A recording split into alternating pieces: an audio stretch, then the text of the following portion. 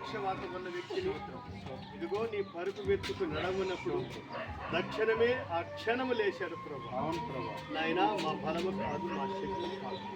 పేతురు యోహాను దేవాలయములకు వెళ్ళినప్పుడు పుట్టిన మొదలుకొని పుట్టివాడినప్పుడు ఇదిగో మా దగ్గర ఎండి బంగారం మా దగ్గర లేదు, కానీ మా కలిగినది మీకు ఇస్తున్నాం. నజరేయుడైన యేసు నామములో ఈ బిడ్డ నడువును గాక. ఈ బిడ్డల ప్రతి బలహీనతలు తొలగించిన క్రీస్తు సాక్షిగా కలిగి ఉండను గాక. ఈ బిడ్డకి పరిపూర్ణ స్వస్థత కలిగించి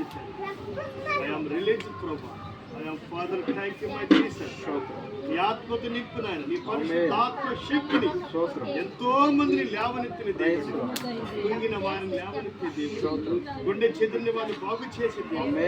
నీ బిడ్డను పరిపూర్ణ స్వస్థత కలిగించి నీ బిడ్డ మళ్ళా నీ సన్నిధిలో వచ్చి నేను ఆరాధించే బిడ్డగా, నీ మహిమను గణపరిచే బిడ్డగా సహాయం అక్కడిని దీవించి ఆశీర్వదించి స్వస్థపరిచి బిడ్డలు ఇచ్చి తండ్రి కుటుంబాన్ని ఇచ్చిన బిడ్డని సమస్తని చేతులకు అప్పగించుకుంటూ తిరిగి నాయన మరొక వారానికి వచ్చినప్పుడు నీ బిడ్డను ఆయన లేచి కూర్చోవాలి. నీ మహిమ కార్యం జరిగింది చేస్తావయ్యా. చేయగల సమర్థుడివి, శక్తి కలిగిన దేవుడు. ఇదిగో సంఘముగా నీ దాసులుగా మేము కలిసి ప్రార్థన చేస్తాం.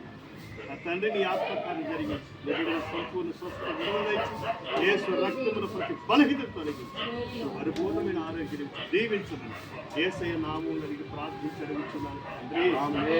యేసు రక్తమే తన యొక్క మంచిది.